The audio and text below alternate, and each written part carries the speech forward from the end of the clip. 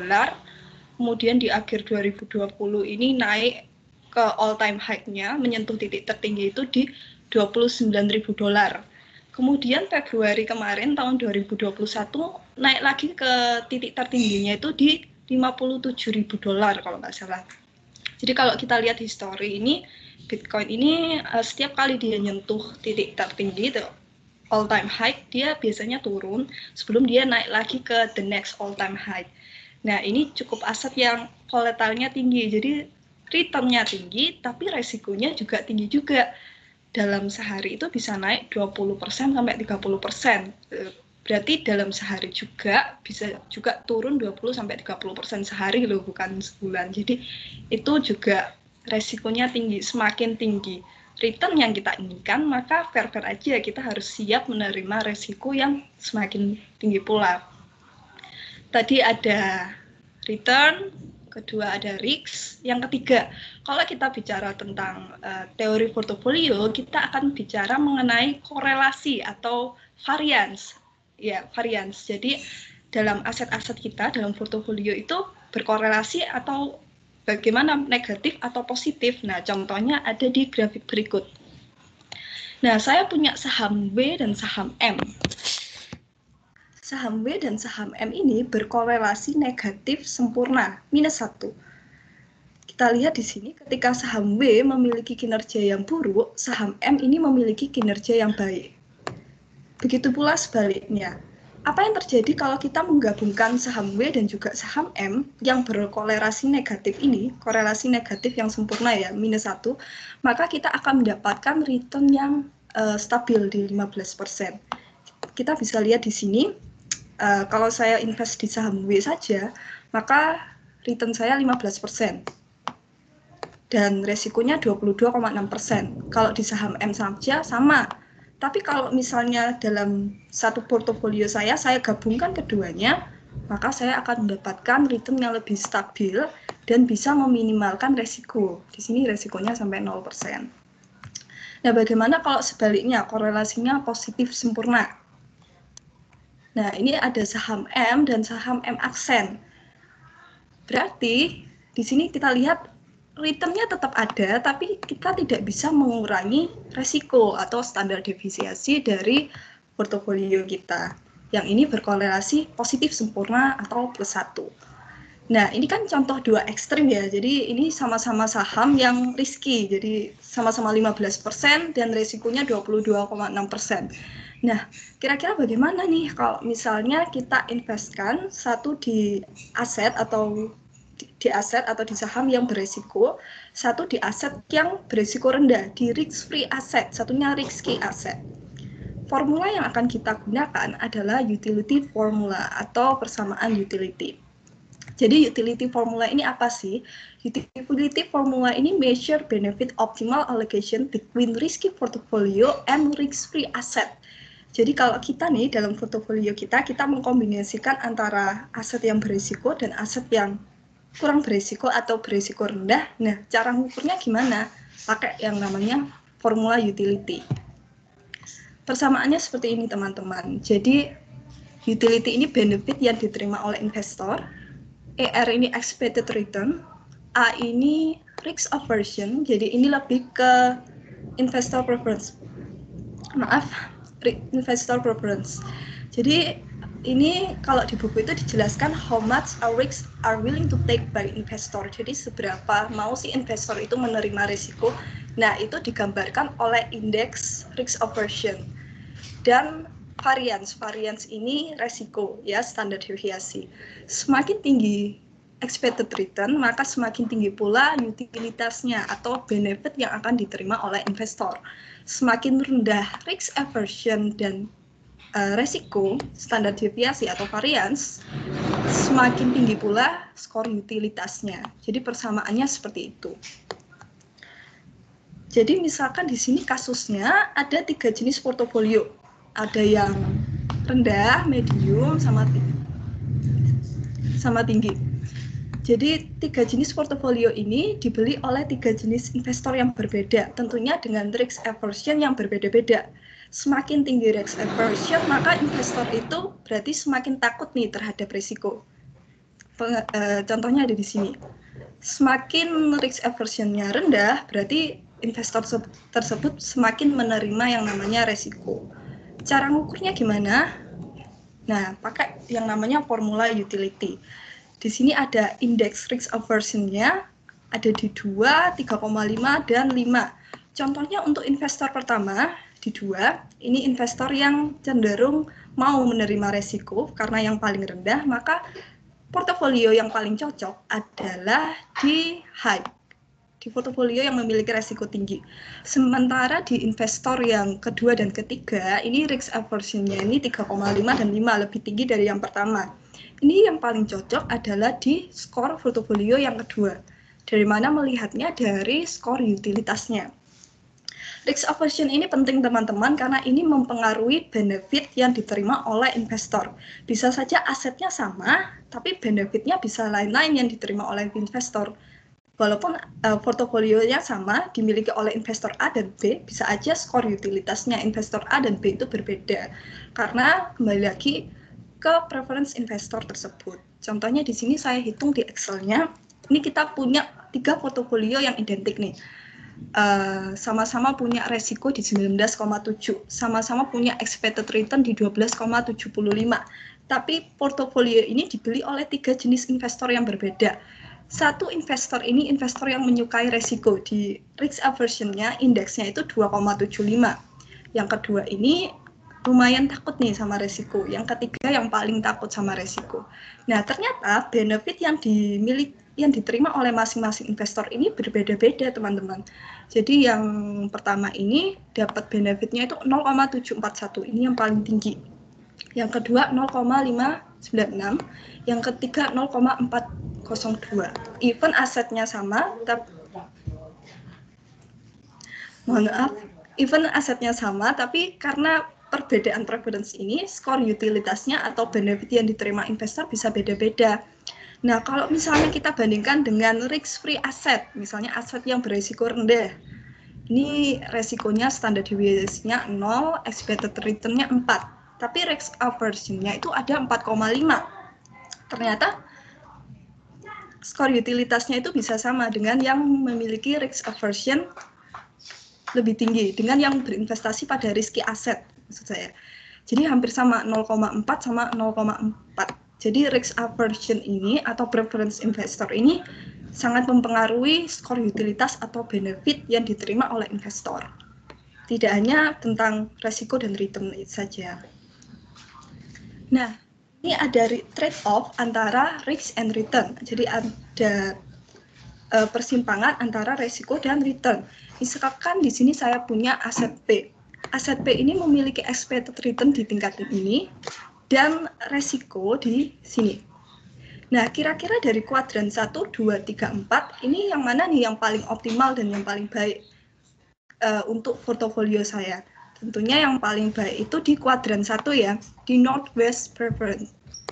Karena apa? Di sini expected return-nya itu lebih tinggi bisa, dan resikonya atau variance-nya bisa dapat yang lebih rendah. Jadi Northwest Preference ini diharapkan investor memiliki garis capital allocation line itu yang mengarah ke arah Northwest Preference.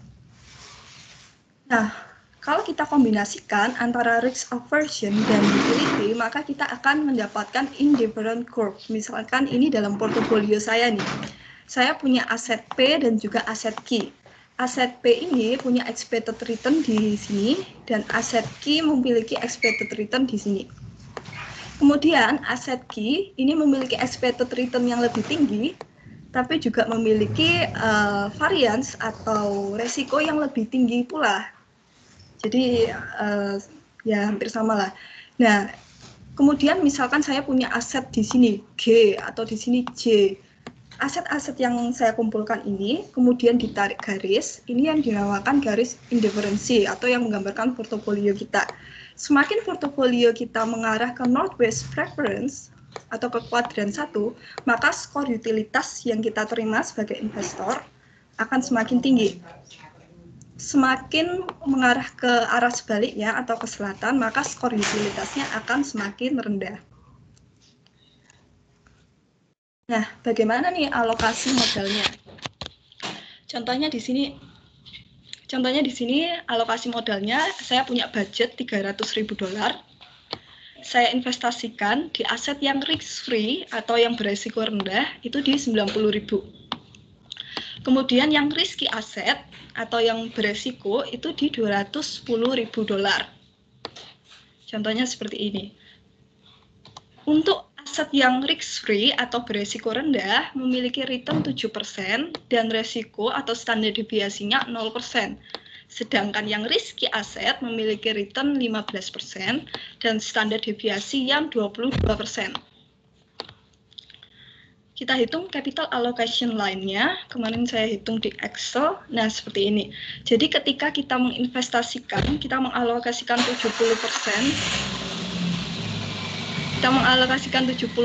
pada risky asset dan 30% pada risk free asset, maka kita akan mendapatkan return di 12,6% dan resiko dari portofolio kita itu di 15,4%. Jadi ini budgetnya sama, cuma yang bisa kita ubah-ubah dalam capital kita, alokasinya itu adalah weight atau proporsinya.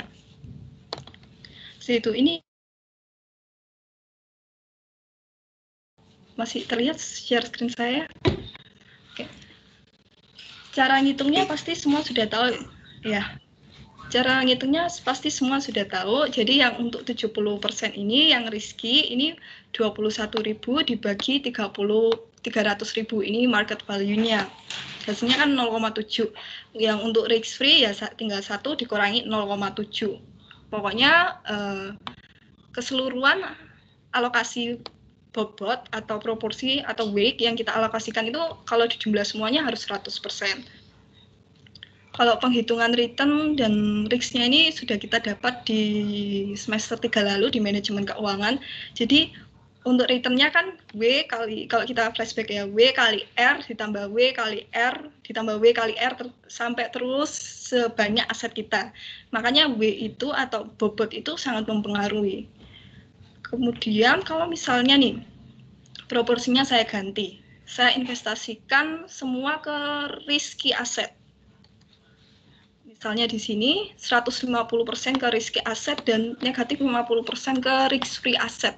Maka saya akan mendapatkan return di 19% dan resiko dari portofolio saya itu 33%. Nah, perhitungan capital allocation line ini bisa kita gunakan kalau misalnya kita ingin dalam portofolio ini, portofolio kita itu kita mau capai return berapa gitu. Contohnya ini kasusnya. Jadi saya punya portofolio, saya ingin portofolio saya itu mencapai return 9,5%. Sementara yang saya alokasikan untuk risk free asset itu ada 68,75%. Jadi berapa nih proporsi yang harus saya investkan ke risky asset dan berapa juga standar deviasi atau resiko yang harus saya terima kalau saya ingin return sebesar 9,5%. Perhitungannya boleh, ini kita sama-sama menghitung. Jangan kasih ini dulu. Mungkin teman-teman dikasih kesempatan untuk menghitung dulu. Oh iya, Pak. Ya, itu yang risk free 68,75, berarti yang risky aset berapa bobotnya?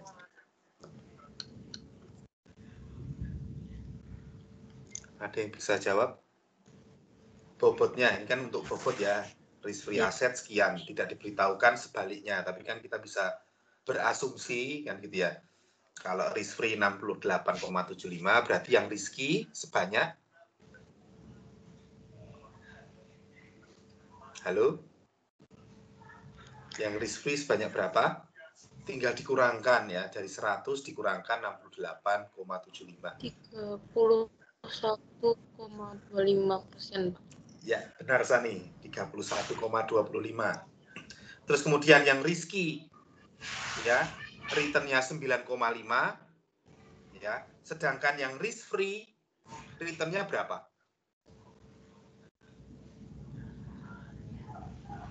Tadi udah dikasih contoh sama Chris. Return-nya sama kayak yang tadi teman-teman, return-nya yang yang risk free itu 7%, yang risky 15% Ya. returnnya. 7% yang risky kan lebih berisiko 15. 9,5%. 9,5. Ya, jadi ketemu ya ininya ya dari soalnya. Baik, selanjutnya Grace. Oke. Nah, selanjutnya capital allocation line. Jadi grafik yang tadi itu menunjukkan capital allocation line. Jadi misalkan nih dalam portofolio saya punya aset F dan aset P. Aset F ini yang risk free, berarti returnnya di 7%, tapi variance-nya atau resikonya 0. Misalkan seperti itu. Yang P ini yang risky asset, berarti returnnya 15%, tapi variance-nya 22%. Nah, slope ini menggambarkan risk aversion daripada investor. Cara ngitungnya ya seperti ini. Jadi, expected return dikurangi return dari risk-free rate dibagi variance-nya. Karena yang variance yang risk-free kan 0 kan ya. Jadi yang variance-nya itu yang dipakai standar deviasi, resikonya itu yang risky. Kemudian, bagaimana sih portofolio yang optimal itu? Nah, gambar ini diulang sedikit yang tadi. Ya, 8 tahu ya dapat dari mana? 8/22. Ini dikurangi ini, Pak. Ya, 22 itu ya karena 22% dikurangi 0 kan, sebelah kirinya ada tulisan 0. Ya, itu slope-nya. Tadi kan kebingungan nyari risk averse atau risk seeker kan gitu ya. Preferensi investor itu kan bingung. Nah, dengan gambar ini saya harapkan bisa paham gitu loh.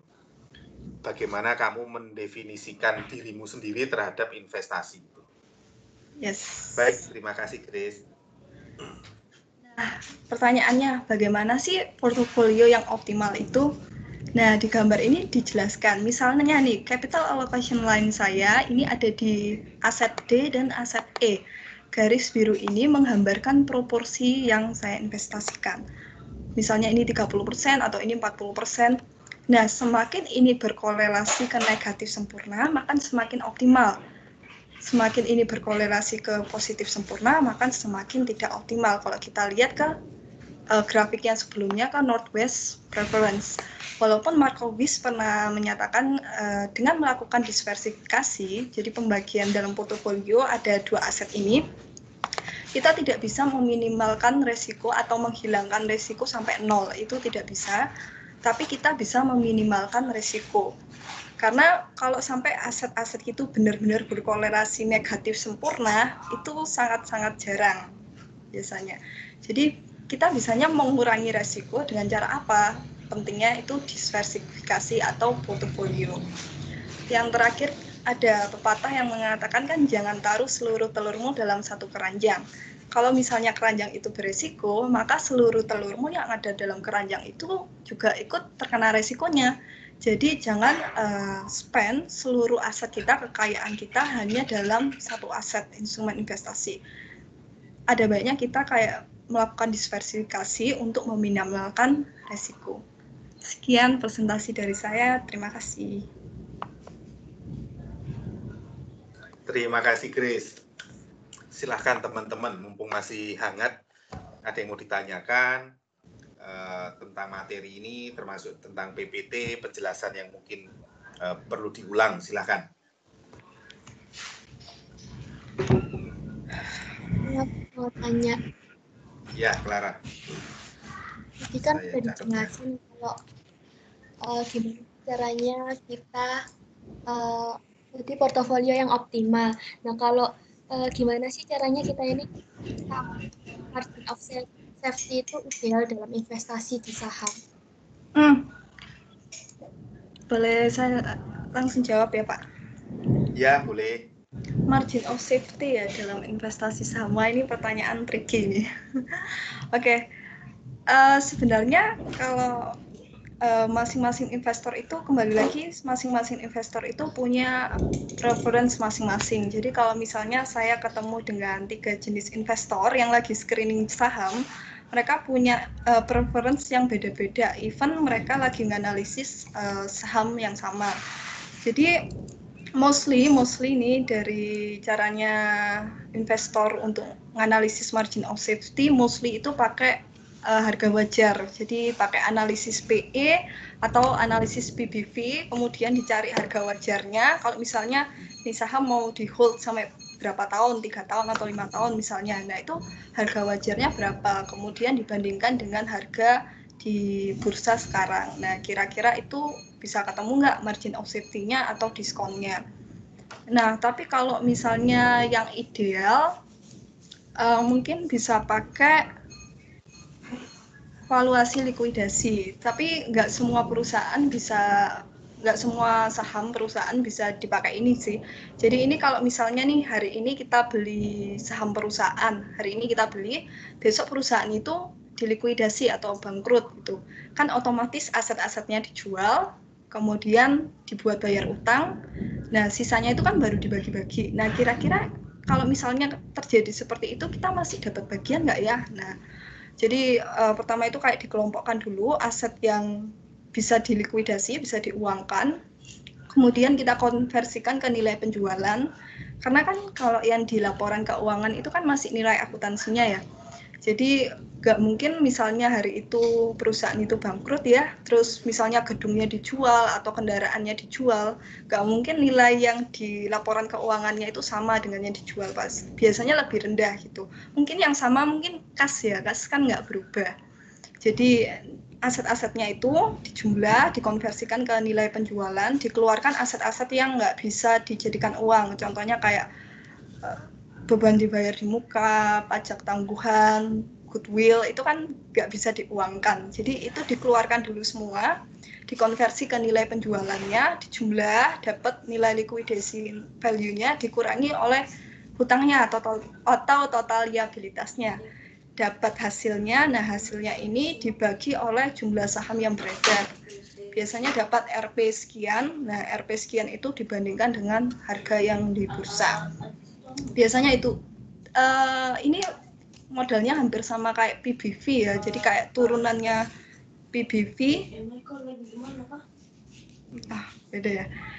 Jadi ini kayak turunannya PBV, cuma kan kalau PBV itu ekuitasnya masih ekuitasnya itu masih dimasukkan gitu loh, kayak goodwill, pajak tangguhan, beban dibayar di muka. Nah, sementara kan itu nggak bisa diuangkan. Ya, jadinya ya seperti itu. Tapi sekali lagi, cara valuasi, jenis valuasi itu ada banyak. Kita nggak bisa menggunakan hanya satu jenis valuasi untuk menganalisis saham atau menentukan keputusan kita mau invest di mana atau margin of safety yang tepat gitu. Kalau misalnya, kalau saya ketemu 3 investor yang berbeda, biasanya jawabannya itu beda-beda. Ada yang, oh yang penting ekonomi mode-nya, oh yang penting analisis mikro, makro, industri, oh yang penting gini. Jadi ada banyak gitu yang mungkin kalau valuasi likuidasi ini juga nggak bisa diterapkan di semua perusahaan mungkin, tapi menurut saya ya cukup ideal lah gitu, maksudnya untuk margin of safety, kalau ibaratkan besoknya bangkrut kayak gitu, seperti itu tuh. Juga bandingkan juga dengan ROI-nya, jadi meskipun dapat yang murah tapi juga dapat yang bagus juga. Itu. Ya, terima kasih Grace. Pak Daniel mungkin mau menambahkan.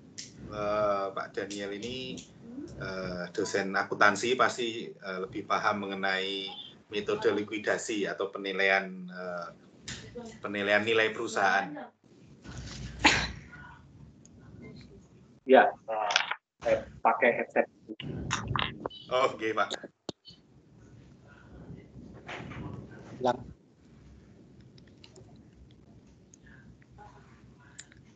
Oke, oh sudah ini balik.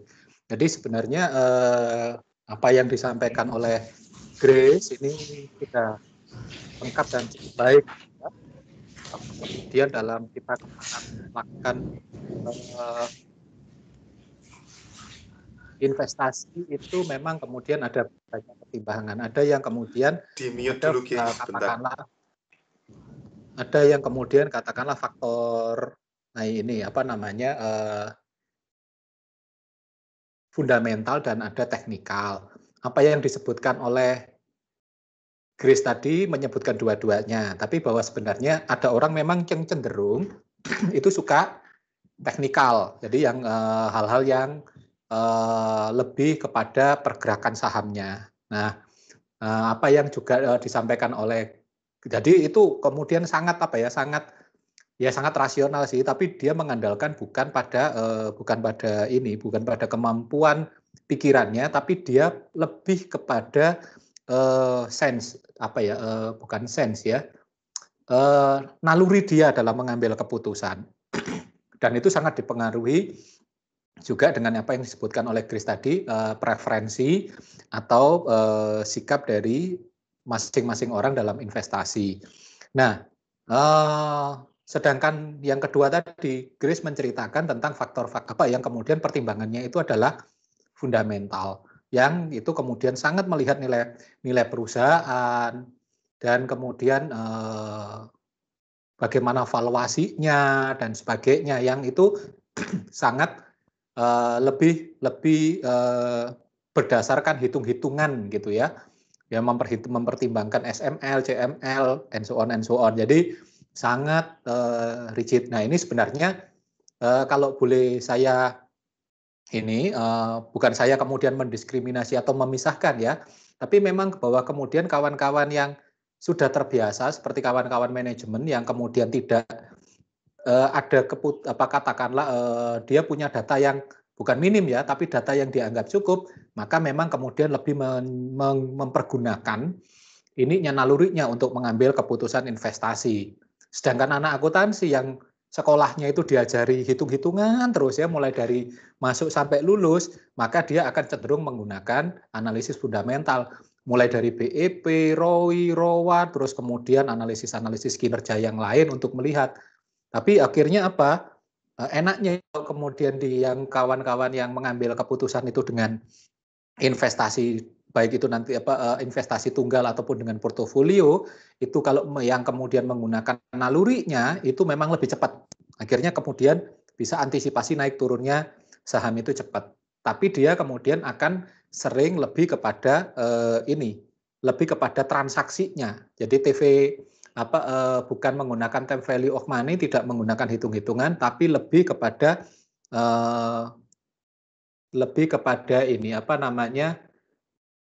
naik turunnya harga saham itu dipengaruhi oleh supply demand dan kemudian kondisi yang sifatnya lebih naluriah ya, yang kemudian itu biasanya cenderung menggunakan, kalau kemudian dasar pikirnya itu menggunakan APT.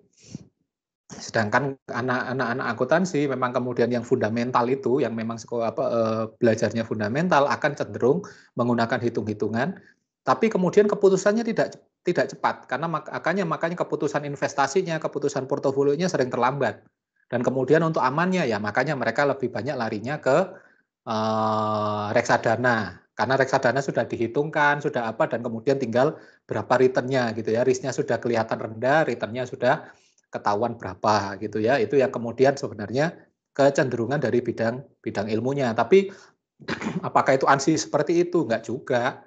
Banyak kok bahwa kemudian anak-anak manajemen yang kemudian latar belakangnya manajemen, belajarnya juga belajar hal-hal yang seperti disampaikan oleh Grace gini, hal-hal yang fundamental yang harus diketahui, tidak hanya berdasarkan naluriah. Apakah anak akuntansi juga semuanya pasti fundamental? Enggak juga. Ada yang kemudian mereka yang belajarnya memang di teknikal, jadi lebih pada dead cross, gold cross dan sebagainya dan teman-temannya gitu ya. Nah, tapi apa yang disampaikan oleh Grace ini menarik, ada satu hal. Nah, Grace menutupnya dengan baik ya, don't put your egg in the one basket gitu ya. Itu katakanlah hal yang dasar ya dalam portofolio, bahwa kemudian jangan pernah menempatkan telurmu itu pada satu keranjang, karena kalau sudah jatuh ya sudah hancur semuanya, maka dipisahlah pada beberapa keranjang, sehingga kalau kemudian satu jatuh masih ada keranjang yang lain. Itu katakanlah pemikiran dasar dari investasi. Tapi bahwa kemudian seperti yang dikemukakan oleh Grace, bagaimana kemudian saat mengambil keputusan itu sangat dipengaruhi oleh preferensi. Nah, kalau sepertinya Grace ini sangat menguasai dan sangat senang hal-hal seperti ini. Kalau saya boleh sarankan gitu ya, ada belajar bagaimana keputusan investasi itu sangat dipengaruhi oleh latar belakang perilaku. Jadi kalau belajar itu nanti namanya behavior finance. Nah, behavior finance itu belajar bahwa kemudian keputusan itu sangat dipengaruhi oleh preferensinya orang itu. Jadi itu kemudian katakanlah kalau di akuntansi kebetulan baru 2 orang yang meneliti itu, akuntansi behavior. Penelitiannya juga sebenarnya nggak susah karena kemudian menggunakan investor muda yang ada di Kota Malang dan kemudian investor-investor yang ada di beberapa perusahaan finance, ya, perusahaan-perusahaan yang pendanaan itu. Nah, itu bisa kemudian Chris kalau mau ambil belajar behavior finance itu tokohnya itu Kahneman dan Schwarzschild, lah susah gitu ya, belakangnya itu Swarovski atau siapa, tapi yang depannya itu ahlinya itu adalah Kahneman, dan itu sebenarnya sangat jarang. Saya nggak tahu di manajemen sudah ada Pak Roni yang behavior finance. Behavior finance belum Pak, justru baru tahun ini kok saya juga surprise banyak teman-teman yang mengambil keperilakuan. Oke. Jadi perilaku investor terhadap misalnya termasuk lifestyle mahasiswa, anak muda gitu ya, terhadap preferensi terhadap mungkin perilaku ikutan dalam berinvestasi kan gitu ya. Pokoknya teman bilang apa ikut apa kan gitu. Iya, iya. Perilaku gitu ya. Nah, itu ini agak banyak tahun ya, ini. Penelitiannya itu namanya yang tokohnya itu Kahneman. Nah, boleh Pak. Biar teman-teman bisa mencatat dan digunakan sebagai penelitian terdahulu ya. Teman-teman harus dibaca. Itu, ya, sepertinya Grace ini bercerita sangat-sangat kuat bahwa kemudian preferensi perilaku dan sebagainya itu sangat berpengaruh dengan keputusan. Itu bisa dijadikan katakanlah penelitian. Kalau katakanlah di Majok sendiri baru 2 orang itu yang meneliti, khususnya anak-anak akuntansi. Dito dan satu lagi itu Feni. Kebetulan itu masuk masuk di KRA dan punyanya Feni itu jadi best paper. Artinya ya secara nasional sudah diakui gitu kan. Itu masuk di Sinta 2 kalau nggak salah penelitiannya. Bisa jadi dasar penelitian yang katakanlah ya tentu Kahneman dan sebagainya dari luar kita ambil, tapi paling tidak itu ada penguat bahwa kita pernah melakukan dan bisa dilakukan di sini. Sangat bagus karena kemudian hasilnya itu bagaimana perilaku katakanlah preferensinya itu ya yang dasar kan 3 tadi. Ada yang risk seekers, risk indifferent dan risk averse. Tapi itu kemudian pengaruh juga bahwa kemudian usia, bahwa kemudian pengaruh informasi, pengaruh latar belakang budaya itu bisa dijadikan dasar penelitian. Nah, penelitian ini kebetulan validnya itu hanya di kota-kota yang memang beragam seperti Malang, investornya, atau Jogja, atau Jakarta, atau Bandung. Sedangkan kalau itu diteliti yang kemudian investornya relatif atau Semarang ya, atau kalau kemudian investornya itu tidak banyak orangnya, karena kan kalau dari Malang ini kan mahasiswa dari mana-mana gitu kan. Nah, mahasiswa dan kemudian investornya kemudian banyak yang dari luar kota gitu ya. Tapi kalau kemudian katakanlah itu diteliti di Kediri yang latar belakangnya itu sama pasti hasilnya juga begitu-begitu ya. Kita tahu ya, kalau katakanlah di Kediri latar belakang budayanya Matraman, orangnya juga kemudian investornya itu aja, itu kelihatan banget hasilnya ya kayak begitu-begitu aja. Tapi kalau untuk di Malang itu hasilnya bisa mengagetkan. Kalau kemudian dasarnya preferensinya usia, oh ternyata usia milenial itu lebih risk seeker. Kalau kemudian yang lebih tua lagi dia kemudian akan menjadi risk averse.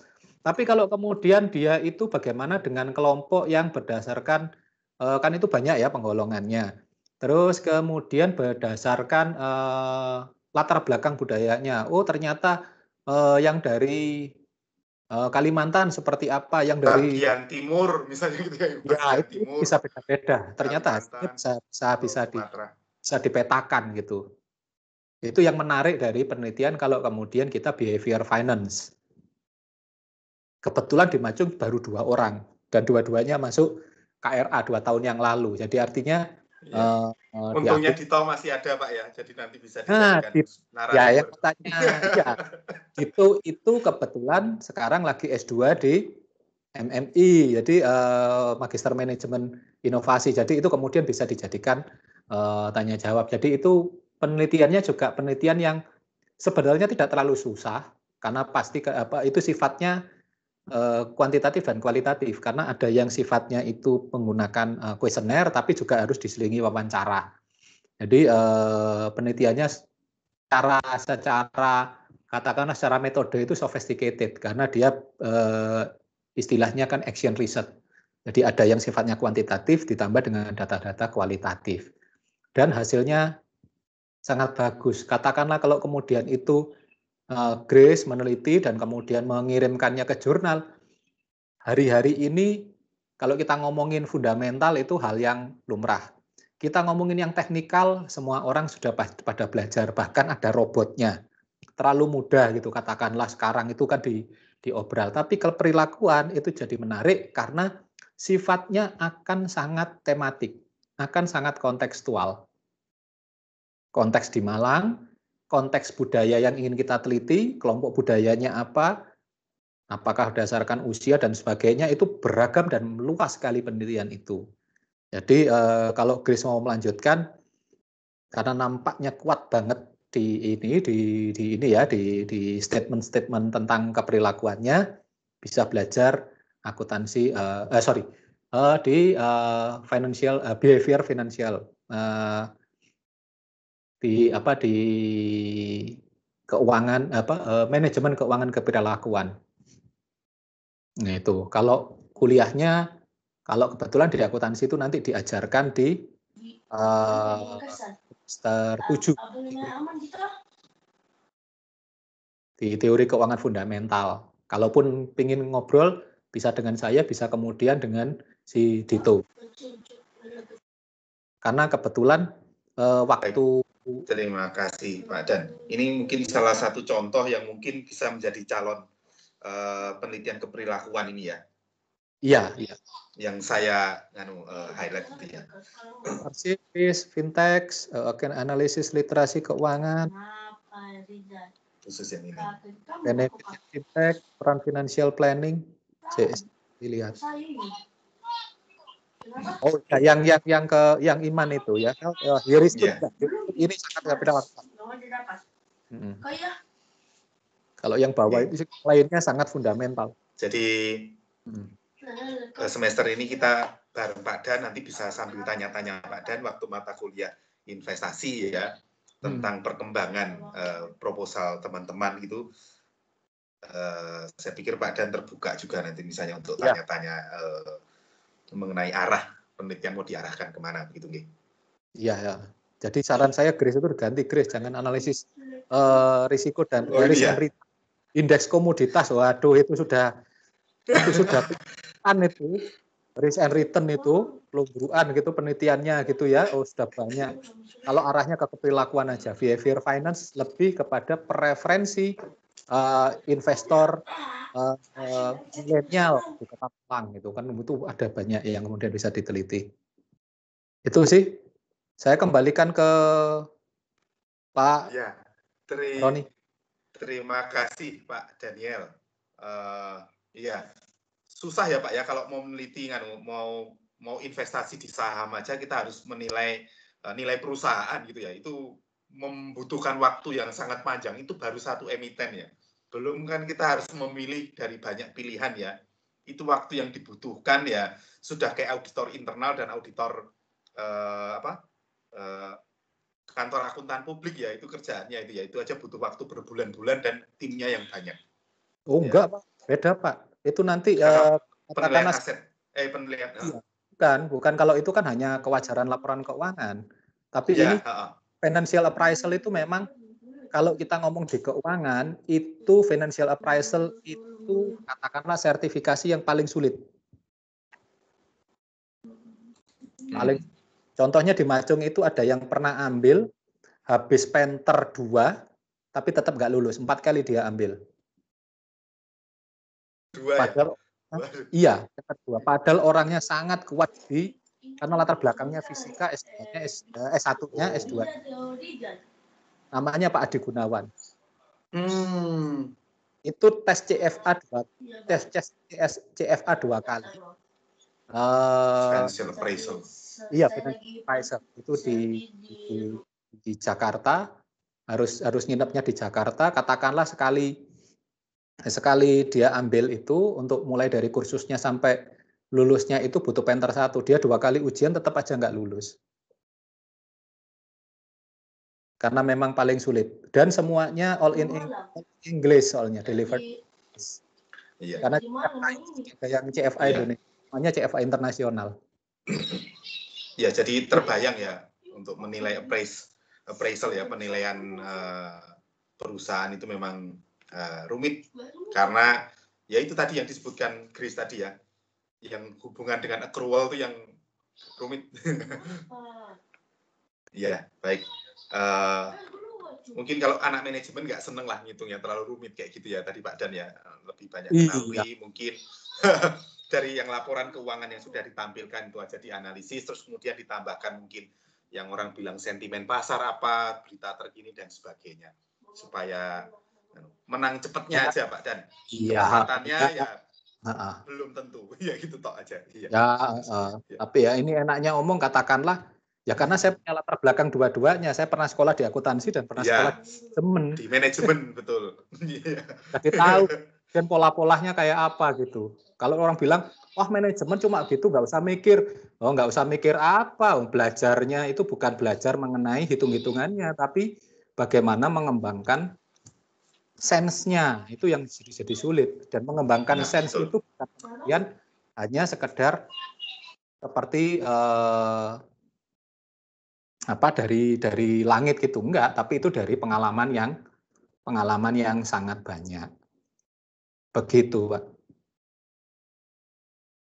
Terima kasih Pak Dan. Ada pertanyaan lagi, nggak kepikiran tadi, tiba-tiba kita belajar resiko, terus masuk utility kan tadi ya, risk averse, risk seeker ya, terus kemudian risk moderate, terus kemudian tiba-tiba Grace ngeluarin garis capital allocation, ya, terus kemudian terakhir keluar Markowitz yang apa itu kurvanya meleok ya, arahnya ke northwest tadi.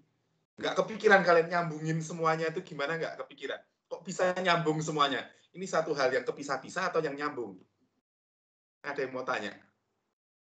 Kok bisa ya sambung semuanya tadi itu gimana toh? Kok saya pas lagi ngeliatin tiba-tiba loh, ganti meneh. Ada ketemu nganu ya, nyambungnya ketemu nggak? Ada yang mau bantu mungkin? Kok bisa kesambung semuanya itu tadi? Baru ngomongin utility, fungsi U. Ya, tiba-tiba kok sudah CAL. CAL nyambung ke portofolio yang portofolio optimal. Apa hubungannya? Ayo, ini intinya mata kuliah kita hari ini itu. Mungkin perbagian kita sudah paham, kita melihat secara view lebih luas. Apa hubungannya? Ada yang mau tanya ke Grace, boleh. Ada yang mau langsung mau jawab, ya boleh. Kita diskusi aja. Silahkan. Ayo, angkat tangan. Saya yang jawab ya, Pak. Oh, Grace yang mau jawab sendiri. Ya, boleh Grace. Dengerin ya teman-teman ini ya. Korelasinya ya, yang pertama awal optimal portfolio. Optimal portfolio itu, jadi kalau kita investasikan ada 3 hal yang penting yang kita pertimbangkan. Pertama resiko, pertama return, jadi tingkat pengembaliannya itu berapa sih dari aset kita. Kedua resiko. Yang ketiga adalah korelasi. Semakin portofolio kita, jadi kumpulan aset kita itu berkorelasi negatif sempurna, maka semakin optimal. Semakin berkorelasi positif sempurna, maka semakin tidak optimal. Nah, dalam portofolio kita kan ada kumpulan aset nih. Nah, kalau misalnya kita mau memecahkan aset-aset tersebut, misalnya kita pecah, kita lakukan diversifikasi ke aset yang risk free, jadi aset yang berisiko rendah dan aset yang berisiko tinggi. Kalau misalnya sama-sama berisiko tinggi ya tinggal kita lihat aja garisnya ke arah mana. Kalau korelasi negatif ya optimal, kalau yang sebaliknya ke positif ya kurang optimal. Berarti yang negatif kan low risk preference. Nah, kalau misalnya kita gunakan dalam aset portofolio kita ada satu yang aset yang risky, satunya aset yang risk free atau aset yang resikonya rendah, kita gunakan yang namanya capital allocation line. Jadi ini mengukur alokasi optimal between risky asset and risk free rate. Nah, capital allocation line ini akan menggambarkan proporsi investasi kita. Nah, pada waktu kita melakukan proporsi investasi kita juga ukur juga nih seberapa besar sih benefit yang kita terima. Nah, benefit itu kita ukur dari utility formula. Utility formula ini memasukkan banyak komponen dari expected return, juga dari resiko atau standar deviasinya, juga dari risk aversion atau investor preference. Jadi nyambungnya seperti itu. Jadi mulai dari portofolio yang optimal, kemudian kalau misalnya kita pecah satu aset yang resiko tinggi, satu aset yang kurang beresiko, kita harusnya pakai apa? Kemudian cara mengukur benefitnya itu seperti apa? Seperti itu.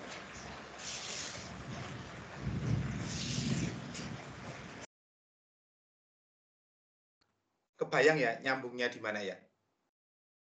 Jadi materi kita hari ini itu kalau lihat di RPS itu mendefinisikan utility, kurva utility, terus kemudian CML, ya, mana tadi? Saya share screen ya.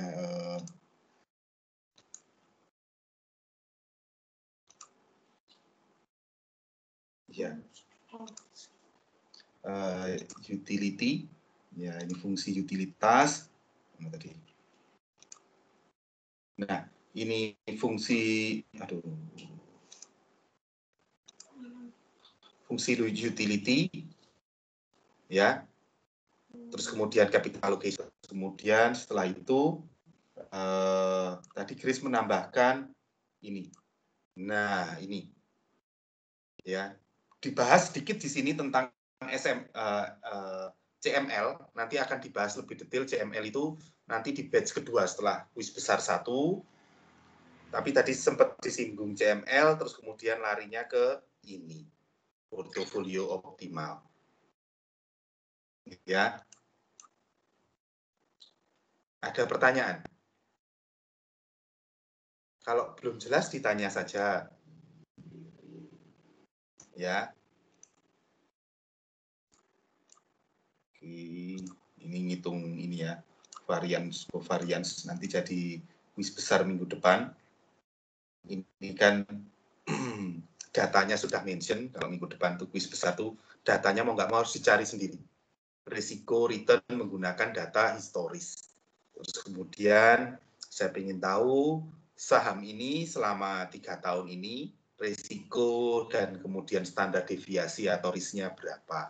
Itu nanti kita kembangkan lagi ke kuis besar 2, yaitu pembentukan portofolio optimal. Jadi urut ya kuis besarnya nanti berkaitan kan gitu ya. Tapi data awalnya kita siapkan risiko dan return sekaligus juga varians ya.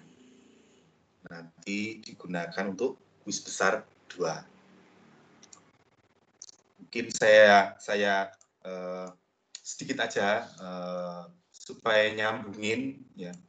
Mungkin tidak bertanya, ini bingung mau bertanya di mana. Jadi ya berangkat investasi seperti apa itu? Seperti personal finance ya, atau orang yang kerja di sebagai agen asuransi itu berangkat dari personalnya itu. Bapak pengennya asuransi, sebelum pengennya asuransi apa, Bapak bekerja di mana, penghasilan berapa, digunakan untuk apa saja, terus kemudian diharapkan kebutuhannya apa saja, nanti kita bikinkan sebagai financial planner dibuatkan time frame ke depan. Oh, ada anak yang nanti berapa tahun lagi harus sekolah, Bapak pensiun umur berapa, kan gitu ya.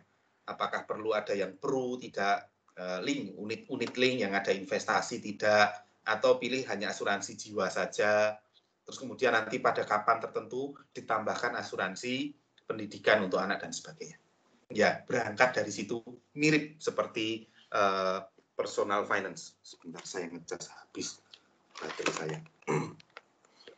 Nah, begitu juga dengan investment ini berangkat dari preferensi investor, ya, yang dikatakan di dalam buku ini utility, yaitu utility kan pemenuhan kebutuhan ya, utilitas ya, pemenuhan kebutuhan personal utility, ya. Namanya utilitas investor, ya. Utility itu, ya, itu kalau digambarkan ada pada titik-titik ini kan utility-nya. Wah, saya pengen yang santai, yang tidak agresif. Pilihlah aset yang risk free 7% dengan risiko 0%. Ada juga yang di titik P ini ya. Saya bisa nambah ini nggak ya? Sebentar, saya pulpen dial pad, bukan meeting notes. Nggak bisa, malah digerakin meeting notes. Nah, sudahlah, nanti saya belajar lagi. Kok nggak bisa ya? Ya, itu ada di posisi F, di P, bisa jadi di Q, R, S, T, U, dan macam-macam. Ya, preferensinya investor itu posisinya di macam-macam. Ya, nah untuk personal sendiri itu ditanyakan, Pak, kalau di saham sampean mau returnnya berapa, risiko berapa, kalau di reksadana berapa, kalau di obligasi berapa, dan sebagainya. Nah, itu membentuk utilitas ya investor itu, titik-titiknya tersebut membentuk namanya capital allocation line, ya, atau investment opportunity set untuk investor tadi, baik investor perorangan maupun bisa jadi investor corporate ya, organisasi ya. Investment opportunity set itu menunjukkan garis capital allocation line untuk preferensi investor. Jadi paham ya, utilitas masuknya ke CAL. Jadi CAL itu hemat kata dikatakan bahwa CAL itu adalah titik-titik utilitas dari investor. Oke. Nah, terus kemudian sampai capital allocation. Jadi alokasinya garisnya ini. Slope-nya menggambarkan preferensi investor yang tadi, fungsi U ya, fungsi U, utility-nya. Dia tuh termasuk risk averse ya, takut banget sama risiko, atau dia orang yang malah justru mencari risiko, suka adrenalin kan gitu ya, deg-degan mari ngono ambiar kabeh investasinya. Tuh ngeri juga kan gitu ya. Jadi kemungkinan kecil seperti judi mungkin ya. Itu makin tinggi slope-nya. Kalau agak landai begini berarti dia memang nyari yang tidak, risikonya tidak terlalu jauh. Risikonya tidak terlalu jauh dibandingkan yang risk semakin tinggi nilainya ini kan nilainya preferensi investornya kan makin tinggi ya, tadi dicontohkan garis ada 2, ada 3, ada 4 dan sebagainya. Ya. Nah, terus kemudian CAL itu dari kacamata investor. Jadi market itu kan ketemu antara investor dan juga yang tersedia di pasar, kita harus ingat. Tidak semua yang kita inginkan itu ada di pasar. Jadi ini kita tahan dulu CAL-nya. Di sini dijelaskan sedikit tentang CML. CML itu market. Market berarti kita mau melihat kalau di pasar itu tersedia kurva seperti apa sih. Nah, di pasar kurva yang tersedia misalnya gitu ya.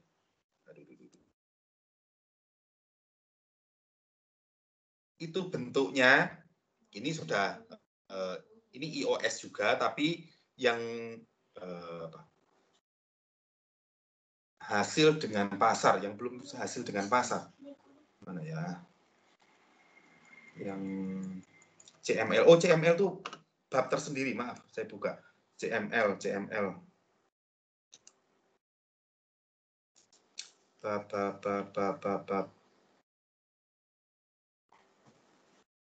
Harusnya masuk ke diversifikasi risiko.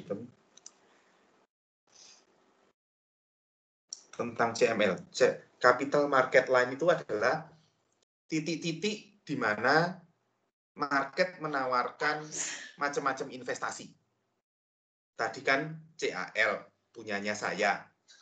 Nah, saya matchkan dengan misalnya pasar modal Indonesia, itu punya penawaran seperti ini. Nah, titik pertemuan di antara CML dan CAL itu, titik-titik tersebut adalah titik-titik yang memungkinkan kita untuk berinvestasi. Nah, ini gambar ya. Gambarnya yang lebih detail. Nah, ini kan CAL nih. Titik ini yang tersedia di pasar. Titik pas warna ungu dan di dalamnya warna ungu, di sebelah kanan yang warna ungu nih ya. Ini ada titik-titik ribuan titik di sini. Kalau yang di sebelah kiri pasti udah nggak kita pilih. Ya. Ini ada titik-titik garis macam-macam di sini yang ditawarkan. Ribuan saham dan ribuan portofolio di sini. Nah, kita cari yang nyantol sama punya kita. Yang nyantol di mana sih? Persis seperti prinsip supply demand. Kita demand-nya apa, pengennya, supply di pasar bagaimana. Nanti ketemu titik-titik tersebut, itulah yang bisa kita pilih. Makanya kalau kita sebagai manajer investasi, setelah kita tahu CAL-nya, kita buka ke dia. Mungkin yang ini cocok dengan ini. Pilihannya adalah ini. Gitu ya. Jadi logika berpikirnya penentuan investasi ya baik secara individu ya ataupun portofolio yang seperti ini portofolio itu penentuannya supply and demand juga. Demand-nya kita apa, supply di pasar apa dipertemukan. Nah, bisa jadi suatu saat tidak ketemu tuh. Itu garisnya kemana, pasarnya kemana, kan gitu ya. Ya, yang jelas pasti tidak mungkin pasar suruh ngikuti kita. Tapi preferensi kita berarti memang ya. Mungkin tidak cocok di pasar modal. Mungkin cocoknya investasi di tanah, bangunan, perhiasan, mungkin bisa jadi. Ya, kan investasi macam-macam kan investasi ya. Instrumen investasi tidak hanya pasar uang, pasar modal, pasar komoditi. Tapi di pasar keuangan 3 itu mungkin di luar dari investasi di pasar keuangan. Karena nggak ketemu tuh garisnya. Yang satu ungunya di bawah sini. Bisa bayangkan ungunya di bawah sini. Jauh panggang dari api itu loh guys. Ya. Mau nyentuh tapi nggak pas nyentuh. Mungkin ini bisa digeser sedikit biar bisa ketemu titik investasi yang cocok dengan preferensinya. Ya. Jadi minggu nanti habis kuis besar kita belajar pertemuan antara CAL dan CML. Bagaimana membentuk portofolio. Tadi Grace juga menanyakan gimana sih cara milih investasi itu ya. Kalau investasi berdiri sendiri stand alone mungkin gampang ya. Tinggal langsung kita menuju yang kita pilih selesai. Tapi yang rumit itu adalah bagaimana kita memilih portofolio. Tadi Grace sudah bilang yang berisiko rendah, yang tidak berisiko, sama berisiko tinggi, itu bagaimana kita ramu. Ya. Mungkin teman-teman pernah lihat yang namanya prospektusnya reksadana, ya. Itu di dalamnya kan kelihatan aset yang berisikonya bisa, walaupun tidak ditulis ya kita udah tahu, oh di pasar uang berapa persen, di pasar saham blue chip berapa persen, terus kemudian obligasi dan sebagainya. Di reksadana campuran. Nah, itu preferensinya dari mana? Ini cara membuatnya nanti, portofolio, cara memilihnya, gabungan portofolio yang mana. Karena titik ini mewakili juga bobot. Jadi kalau titik ini ketemu berarti bobot yang tepat adalah portofolio. A 10%, saham B 10%, obligasi berapa persen, itu mewakili satu titik. Jadi titiknya ini bisa ribuan. Oleh karena itu mau nggak mau harus pakai Excel. Syukurlah kita ada Excel. Kalau mungkin zaman dulu kita belum ada era komputerisasi, apalagi digital sekarang ya. Komputerisasi ya terpaksa ngitung satu-satu dulu guys, ngitungnya. Ya, pakai kertas misalnya disuruh bikin aja 2 portofolio aja. Wis ngos-ngosan itu ya. angkanya beda-beda, nggak karuan, kalkulator juga bingung nyarinya di mana, pakai kalkulator yang sayur itu, ya, yang nggak ada pangkat-pangkat itu loh guys, nggak ada sin cos itu, tambah repot lagi, ya. Sekarang mungkin lebih mudah menggunakan Excel, ya. Saya belum lihat sih ada aplikasi yang kita masukkan langsung ketemu portofolionya, tetap menggunakan Excel. Walaupun di internet sudah banyak formula Excel-nya ya teman-teman ya. Jadi silahkan dicari formula Excel, misalnya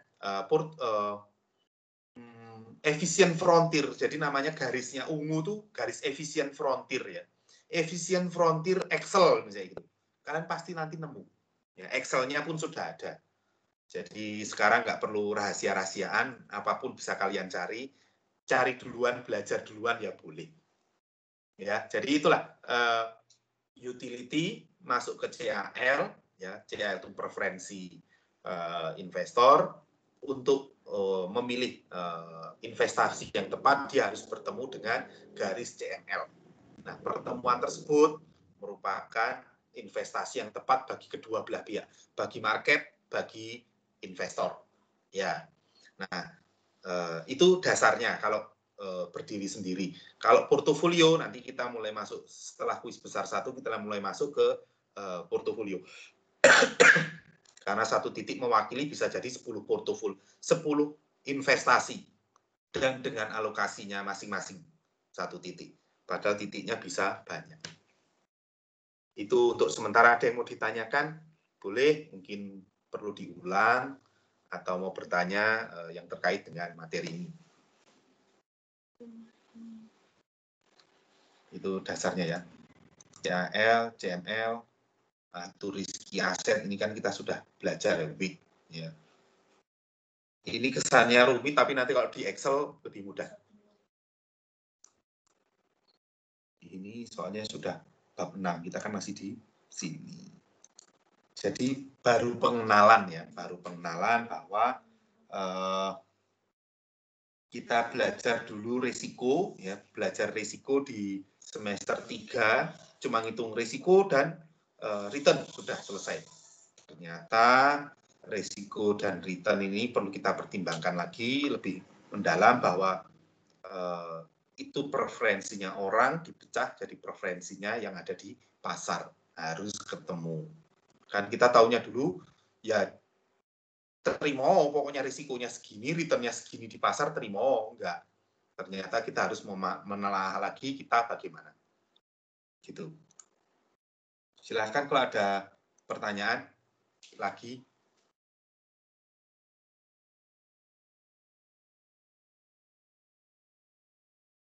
Ini minggu ketiga, minggu keempat. Nah, kalau belum ada pertanyaan, nah minggu depan tuh kuis besar, ya.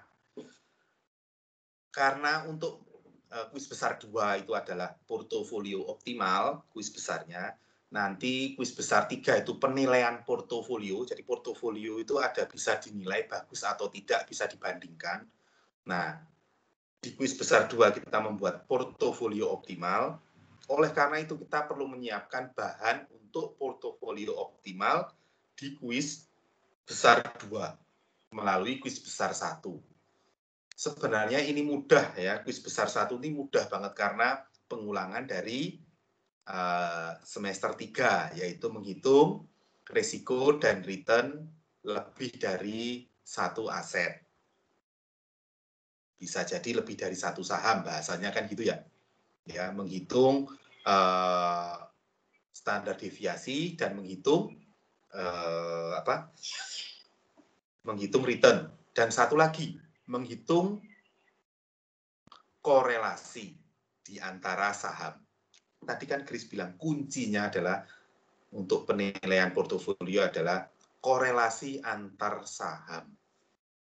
Ya, jadi tugasnya menghitung return, risiko, sama korelasi antar sahamnya. Kalau pakai Excel, bingung, lihat YouTube. Ya, YouTube University itu bisa tahu semuanya, kan gitu ya. Excel-nya juga. Nah, sekarang yang jadi masalah objeknya. Objeknya apa ya kira-kira? Nah, objeknya kita ambil dari real. Ya. kita ambil dari real. Kita seyogyanya sebaiknya sih ya kita meramu antara yang berisiko rendah seperti obligasi pemerintah, obligasi swasta, ya, reksadana, terus kemudian saham, terus kemudian mungkin forex, komoditi kan gitu ya. Cuma karena kita ini baru belajar, kita pakai 2 saja, ya, reksadana dan saham, ya. Jadi kita memadukan 2 itu saja. Jadi reksadana mewakili yang berisiko rendah, saham yang berisiko lebih tinggi. Ya, reksadana apa yang dipilih? Silahkan pilih reksadana 2, saham 2. Ya, reksadananya reksadana pendapatan tetap. Banyak tuh, kamu nanti reksadana tuh ada 9, ada 9 macam reksadana ya. Saya bukain ya, macam-macam reksadana.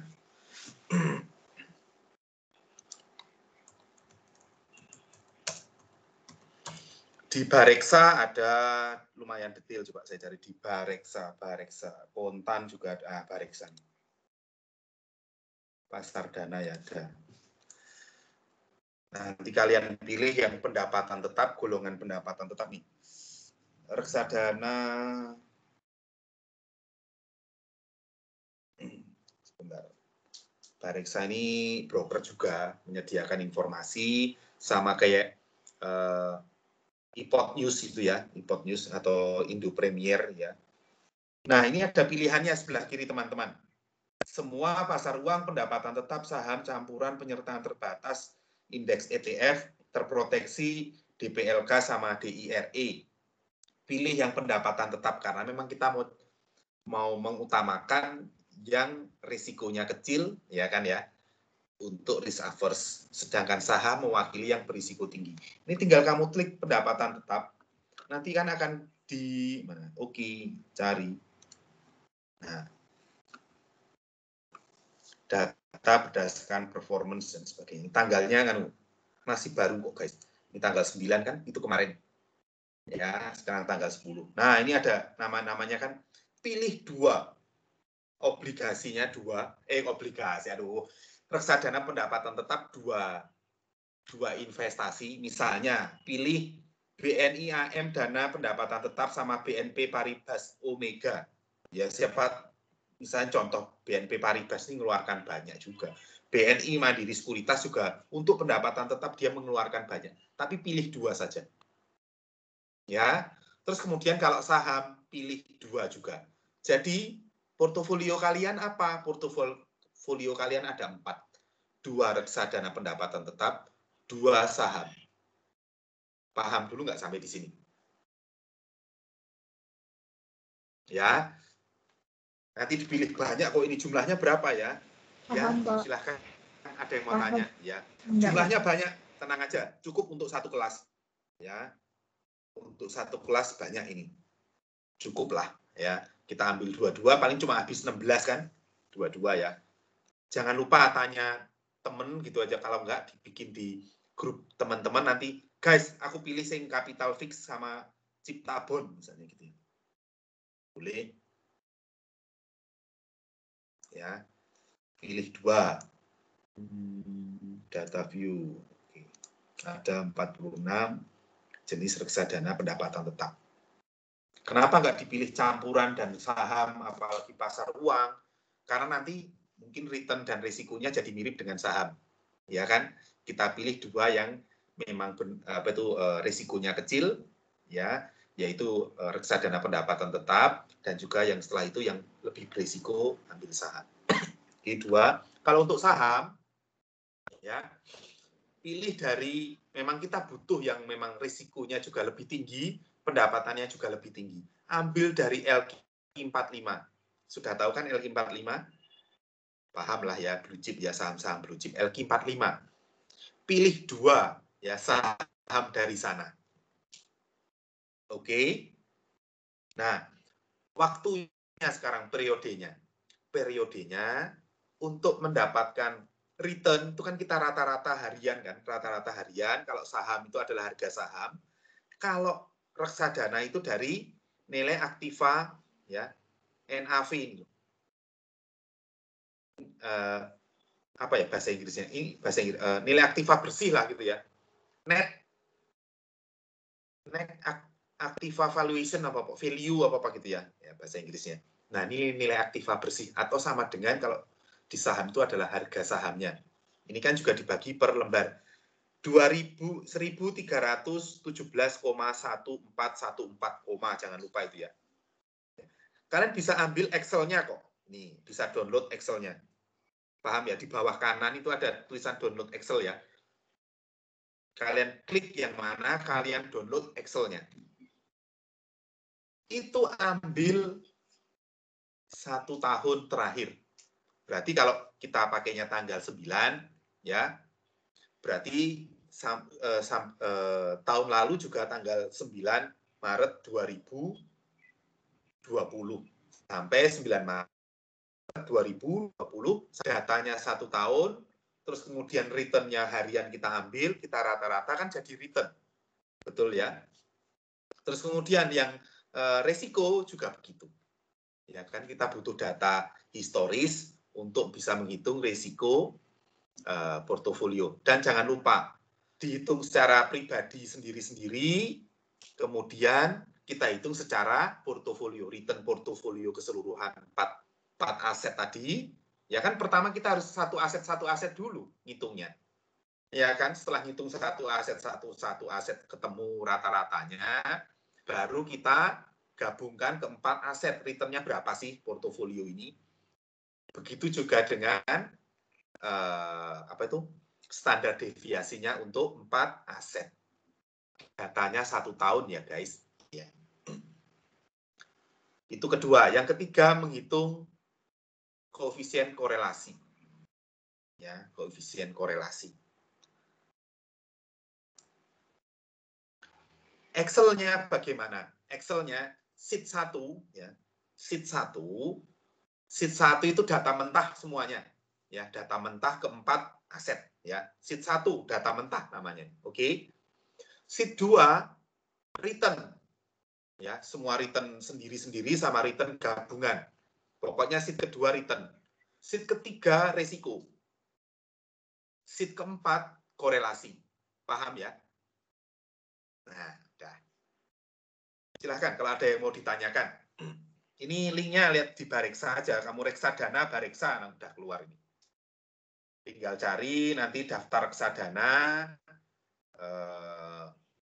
Nanti keluar, diklik, jangan lupa pendapatan tetap. Kalau saham sih kalian sudah paham lah ya, nyarinya di mana itu. Nggak usah ditanya. 1 tahun terakhir. Silahkan kalau ada yang mau tanya untuk kuis besar minggu depan. Pak tadi, mohon maaf Pak, tadi yang untuk sheet-nya gimana? Sheet satunya data mentah, sheet 2-nya?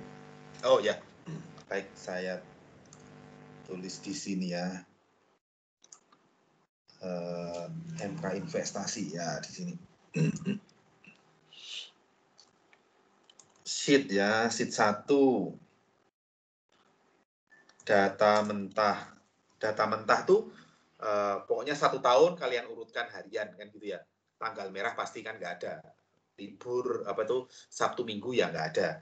Terus kemudian sheet 2 return. Ya, di dalamnya ada return masing-masing dan ada return portofolionya. Ya. Ada R dan RP, return portofolio. Terus kemudian yang nomor 3 ada risiko. Ya. Ada standar deviasi, SD lah ya saya tulis ya. SD dan SDP. Standar deviasi portofolio. Dan yang keempat sheet-nya adalah koefisien korelasi antar korelasi itu aja lah, namanya korelasi. Isinya adalah korelasi antar aset aset portofolio, karena ada 4 itu tadi ya. Tinggal di data mentah, terus kemudian kalian cari apa itu koefisien korelasi, ada COFV, COFP, kalian cari tahu sendiri, kalian short, keluar angkanya koefisien korelasi di antara keempat saham itu bagaimana. Itu nanti ketemu -1, ya kan bisa jadi ya, atau 0,2, 0,3, atau di atas 1 bahkan. Ya, jadi kuncinya kalau yang bagus tadi ingat-ingat Grace bilang, cari yang memiliki koefisien yang negatif ya. Sempurna. Ya, negatif sempurna. Cara nyarinya bagaimana? Dikira-kira aja, misalnya ini reksadana syariah, kamu klik isinya apa toh? Ya, oh obligasi ini. Cocoknya digabung sama gitu ya, yang punya cyclical berbeda.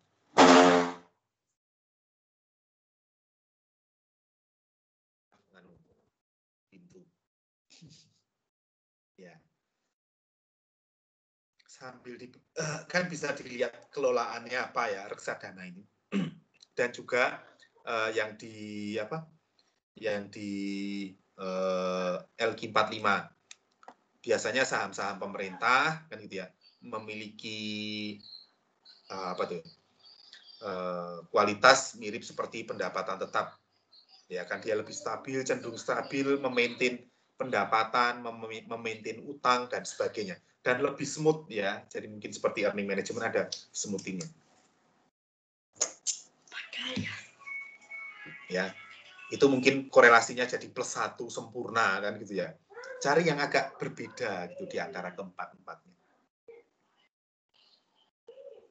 Nanti dengan percobaan ini kalian tahu, kalian masukkan misalnya 4 ya, kalian mau tambahkan lagi bisa, kalian kurangkan yang 2 diganti lagi yang lain misalnya. Atau ditambahkan yang reksadana pasar uang, masukkan lagi. Ya, kalian ganti obligasi pemerintah, masukkan lagi. Ini cuma contoh aja 4 ini untuk memudahkan kita belajar. Ya. Berarti nanti korelasinya antar aset kan Mbak ya, nggak usah ke indeks. Ya. Bukan ke indeks, ke antar aset, bukan beta ya. Kalau beta kan memang yang kita pelajari sebelumnya di biaya modal tuh dengan indeks dengan marketnya ya. Jadi maksudnya saham itu dengan market. Kalau ini antar saham, antar investasi. Oh, antar aset. Antar asetnya. Makasih Pak. Antar aset, ya. Jadi data harian tersebut kalian buka 4-4-nya sebelah menyebelah gitu, terus kemudian pilih koefisien korelasi, masukkan kolom ini, nanti keluar koefisien korelasi di antaranya. Kalau kalian mau nyoba dulu ya nggak apa-apa, masukkan dulu, elek ganti, kurang apik ganti, kan gitu ya, ya silahkan. Semakin baik nanti hasilnya waktu di kuis besar 2 itu bentuknya bagus kayak ini guys. Buletnya itu bagus. Karena beberapa yang terjadi adalah bentuknya itu enggak membulat gitu. Bentuknya lurus gitu juga ada. Ya. Karena koefisiennya +1 sempurna. Ya, jadi yes, A ya ikut A semuanya, B ikut B semuanya gitu. Tidak ada pembeda di portofolio kan gitu ya. Jadi kayak tadi ya saham M dan saham M gitu ya, bentuknya M gini dengan M ya sepodo wae kan gitu ya. Ngapain di portofolioin kan gitu ya. Beli aja lebih banyak asetnya tersebut. Istilahnya Chris tadi gitu. Mau dicoba dulu ya boleh, nanti diganti lagi yang koefisiennya mungkin agak jarang ya menemukan yang mendekati 0 pun agak jarang. Bahkan beberapa di Indonesia malah mungkin kalian ketemu yang nilainya 2 kali lipat, +2, bukan hanya +1, +2. Jadi 2 kali lipat lebih volatile ya dibanding yang saham yang satunya. +2, +3 itu biasa kalian menemukan kayak gitu. Yang mendekati 0 itu sudah cukup baik. Walaupun hampir tidak ada yang di bawah 0 itu jarang. Jadi ya masih cyclical, terus mengikuti mengikuti tren yang sama. Gitu teman-teman.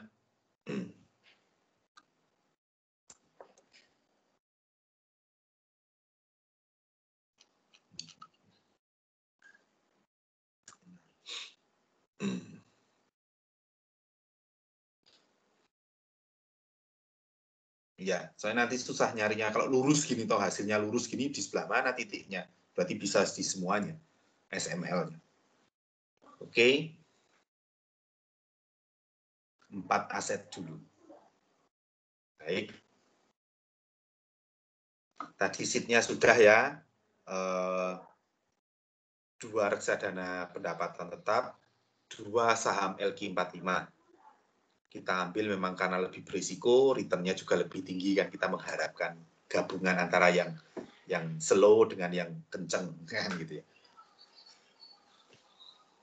Ya, ambil data 1 tahun terakhir. Jadi mulai malam ini kalian download, siapa tahu besok websitenya down kan gitu ya, bingung nyarinya dari mana kan gitu ya. Nyicil lah, setidaknya di download dulu di Excel kan, bisa di Excel ini. Nyicil. Sekarang juga bisa. Misalnya habis kuliah ini nyicil lah, download dulu, lihat-lihat kan gitu ya. Saya milih yang mana ya. Tolong nanti di grup kelas begitu ada yang sudah milih, misalnya Schroeder gitu ya. Schroeder ini cukup baik nih ya. Schroeder nih saya pilih Schroeder dana andalan 2, langsung kamu tag di situ, tulis. Aku ini supaya nggak campur ya, nggak campur. Ini coba. Baik. Pak Dan mungkin ada tambahan, saya malah nambahi sampai kuis besar untuk minggu depan. Mungkin tentang prosesnya, mungkin tambahan tentang materi atau tugasnya, monggo Pak Dan. Oh enggak ada Pak, cukup saya pikir kan ya kalau kita menambahkan materi tadi sudah saya tambahkan, terus tugas ini juga katakanlah sudah cukup jelas ya yang disampaikan oleh Pak Romi. Hingga kemudian kawan-kawan mengeksekusinya, betul. Kalau minggu depan tidak perlu presentasi ya Pak, atau mau coba presentasi random 2 orang gitu, mempresentasikan ya, hasilnya boleh, dalam Pak. bentuk Excel gitu. Lihat gitu ya Pak ya. Ya. Sebentar aja, paling teman-teman 2 aja. Kita pilih 2 dari random aja besok, sweet gitu aja ya. 2 siapa yang mau mempresentasikan atau sukarela bahkan bagus. 2 saja, jadi butuh waktu ya paling setengah jam selesai, apalagi kan langsung kita bisa lihat hasilnya ya. Boleh ya Pak Dan ya. Jadi minggu depan sebentar saja teman-teman, kita mungkin butuh waktu setengah jam ya, 10 menit, pembukaan, penutupan, boleh itu. Supaya yang lain juga belajar. Karena proses untuk kuis besar 2 ini harus sudah benar dulu kan gitu ya. Kita lewatkan ke kuis besar 2 nanti kacau nanti takutnya. Maksudnya kurang pas lah. Gitu ya teman-teman ya. Sampai bertemu minggu depan. Kalau gitu matur suwun Pak Dan. Terima kasih teman-teman semua. Semoga kendala-kendala yang dihadapi nanti bisa lihat, mungkin di searching juga bisa.